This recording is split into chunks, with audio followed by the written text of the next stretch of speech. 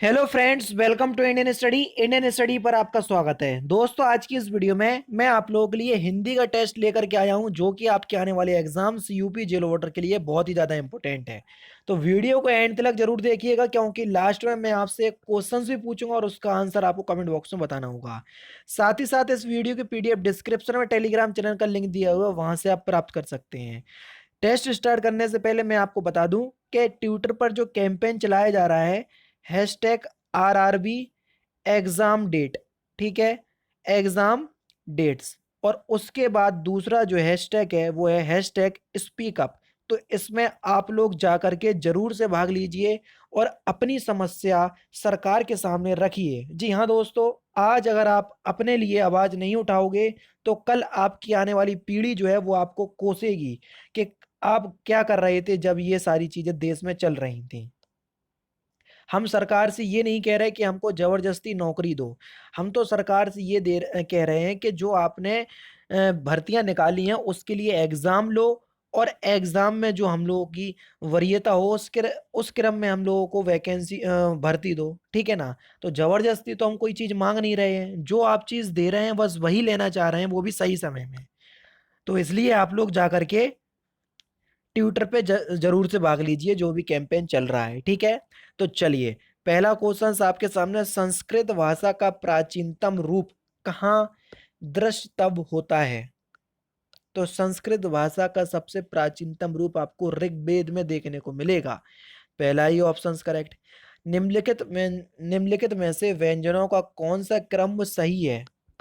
निम्नलिखित में से व्यंजनों का कौन सा क्रम सही है? तो आपका सही आंसर हो जाएगा, देखो, पहले का वर्ग आता, फिर चा वर्ग, फिर टा वर्ग, फिर ता वर्ग, फिर पा वर्ग, यानी कि पहला ऑप्शन से आपका बिल्कुल करेक्ट है। नेक्स्ट क्वेश्चन के निम्नलिखित में से कौन सा वर्ण उच्चारण की दृष्टि से दंत नहीं है, जो दांत से नहीं बोला जाता? देखो, पूरा ता वर्ग दांत से बोला जाता है, ता था दा धा ना। तो देखो, ता था दा धा ना, तो ये तो है, लेकिन टावर्ग जो है वो दा से नहीं बोला, दंत से नहीं बोला जाता। तो चौथा ऑप्शन आपका बिल्कुल करेक्ट हो जाएगा। गमन शब्द का विपरीतार्थक बनाने के लिए आप किस उपसर्ग का प्रयोग करेंगे? आपको गमन का विलोम शब्द बनाना है, तो आप किस उपसर्ग को लगाएंगे कि वह गमन का विलोम शब्द बन जाए? तो आगमन, यानी कि दूसरा ऑप्शन आपका बिल्कुल करेक्ट है। निम्नलिखित में से किस शब्द में प्रत्यय लगा हुआ है? प्रत्यय किसी भी शब्द के पीछे लगाए जाते हैं, सागर, नगर, अगर, मगर और जादूगर। तो जादूगर में गर प्रत्यय लगा हुआ है, चौथा ऑप्शन करेक्ट। निम्नलिखित दिए गए अनेकार्थी शब्दों में से एक अर्थ शब्द के साथ ही लिखा है, दूसरा अर्थ बताइए। ठीक है भैया, देखो, प्रमत्त का अर्थ होता है स्वेच्छाचारी, एक अर्थ तो ये है, तो दूसरा अर्थ क्या होगा? तो उसको हम क्या बोलेंगे? उन्मत्त। पहला ही ऑप्शन आपका बिल्कुल करेक्ट है। कनक का अर्थ होता है धतूरा, और दूसरा अर्थ क्या होता है? सोना, यानी कि इस क्वेश्चन का चौथा ऑप्शन करेक्ट। उन्मूलन का विलोम शब्द क्या होगा? ये क्वेश्चन आपका इलाहाबाद हाई कोर्ट में पूछा जा चुका है। तो उन्मूलन का विलोम शब्द क्या होगा? तो वह होगा आपका रोपण, चौथा ऑप्शन करेक्ट। अमित शब्द का विलोम शब्द क्या होगा? तो अमित शब्द का विलोम शब्द होगा आपका परिमित, तीसरा ऑप्शन आपका बिल्कुल करेक्ट है। कौन सा? तीसरा ऑप्शन आपका बिल्कुल करेक्ट है। निम्नलिखित में से कौन सा शब्द पताका का पर्यायवाची नहीं है? जल्दी बताइए। निम्नलिखित में से कौन सा शब्द पताका का पर्यायवाची नहीं है?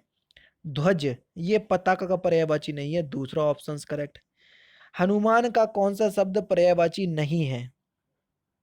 राम भक्त, तो हनुमान का पर्यायवाची पता नहीं। पवन सुत बिल्कुल है, बजरंग बली बिल्कुल है, कपीश्वर बिल्कुल है, राम भक्त ये नहीं है। पहला ही ऑप्शन आपका बिल्कुल करेक्ट है। निम्नलिखित में से शुद्ध वर्तनी वाले शब्द का चयन कीजिए, उपरोक्त आप किस प्रकार से लिखते हैं? तो आपका जो सही आंसर हो जाएगा वह हो जाएगा उपयुक्त, यानी कि इस क्वेश्चन का चौथा ऑप्शन आपका बिल्कुल क्या हो जाएगा?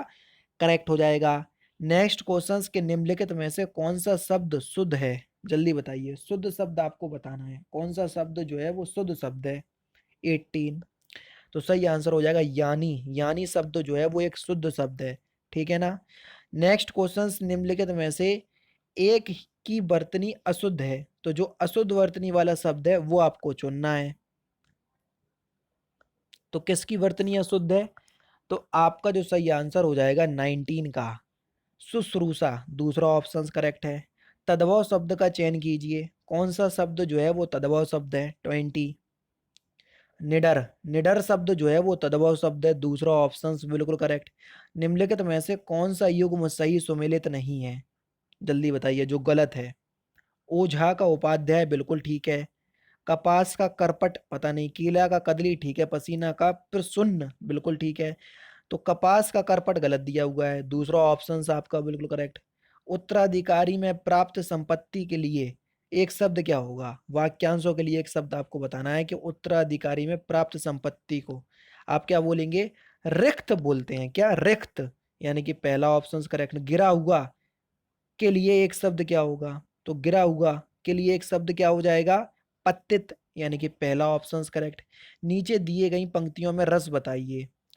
अटपटी उलझी लताएं डालियां को खींच लाएं, पैर को पकड़े अचानक प्राण को कस ले कपाएं, सांप की काली लताएं। तो यहाँ पर कौन सा रस है? तो जल्दी बताओ। तो यहाँ पर जो रस होगा वह हो जाएगा भीवत रस, यानी कि पहला ऑप्शन करेक्ट। नेक्स्ट क्वेश्चन से आपको छंद बताना है। नवे नव ग्रीव थके, गति के सब बालक ते संग ही संग खोली। तो यहाँ पर कौन सा छंद है? तो यहाँ पर आपका सवैया छंद है, चौथा ऑप्शन आपका बिल्कुल करेक्ट। कौन सा दोस्तों? चौथा ऑप्शन बिल्कुल करेक्ट।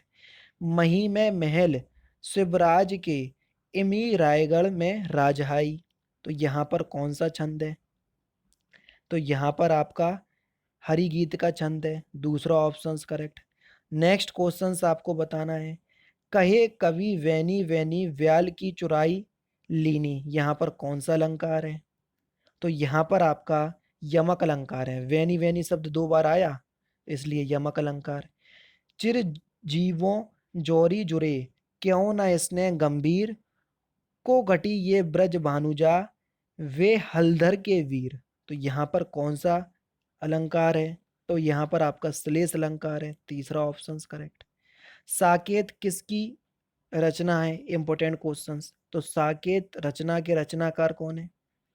तो आपका जो सही आंसर हो जाएगा वह हो जाएगा मैथिली शरण गुप्त, चौथा ऑप्शन आपका बिल्कुल करेक्ट। शिव बाबनी या शिव बबानी के रचनाकार कौन है? तो आपका सही आंसर हो जाएगा कवि भूषण, यानी कि इस क्वेश्चन का दूसरा ऑप्शन आपका बिल्कुल करेक्ट है।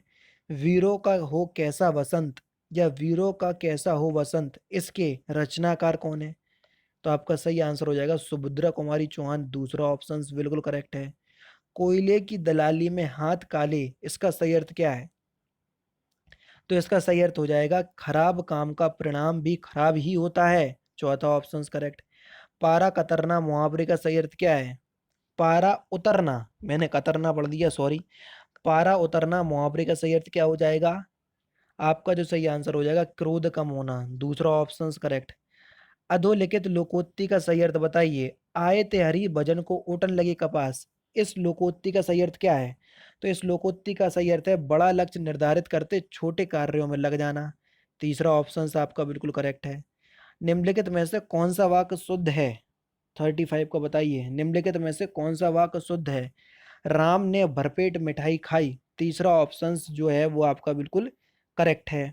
ठीक है, नेक्स्ट क्वेश्चन आपके सामने है। तो निम्नलिखित में से कौन सा वाक्य शुद्ध है 35 में? तो ये तो आपका क्वेश्चन हो गया था, ठीक है। तो आपका सही आंसर हो जाएगा राम ने भरपेट मिठाई खाई, तीसरा ऑप्शन करेक्ट। निम्नलिखित में से शुद्ध वाक्य बताइए। तो यहाँ पर आपका यह एक ऐतिहासिक घटना है, तीसरा ऑप्शन करेक्ट। निम्नलिखित में से कौन सा वाक्य शुद्ध है वही आपको बताना है 37 में। मैं आपके सौजन्य पर मुग्ध हूँ, यानी कि दूसरा ऑप्शन करेक्ट। नेक्स्ट क्वेश्चंस 30 और 38 से 40 तक, यानी कि तीन क्वेश्चंस में एक वाक्य को चार भागों में विभक्त किया गया है। जिस भाग में गलती है वही आपको चुनना है, और कोई भी गलती नहीं है तो चौथा ऑप्शन आप चुन सकते हैं। विज्ञान के द्वारा प्रदत्त सत्य सार्वभौमिक होते हैं, तो यहाँ पर पहले ही भाग में गलती है, ठीक है ना। तो पहला ऑप्शन करेक्ट। उन दो दिवस, उन दो दिवस, यहाँ पर भी पहले ही भाग में गलती है, आगे बढ़ने की जरूरत नहीं है। लास्ट क्वेश्चंस के जापान के संसद सभासदों के एक शिष्टमंडल ने मुख्यमंत्री से भेंट की।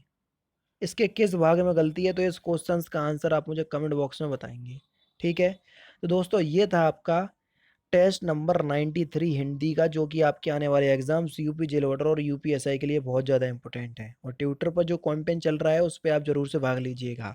तो दोस्तों फिलहाल की वीडियो में सिर्फ इतना ही है। अगर आपको वीडियो पसंद आए तो प्लीज़ दोस्तों वीडियो को लाइक कीजिए, शेयर कीजिए और साथ ही साथ हमारे चैनल को सब्सक्राइब करना ना भूलें, क्योंकि मैं रोजाना इसी तरह की वीडियोज़ आप लोग लिए लाता रहता हूँ। नमस्कार दोस्तों, जय हिंद, जय भारत।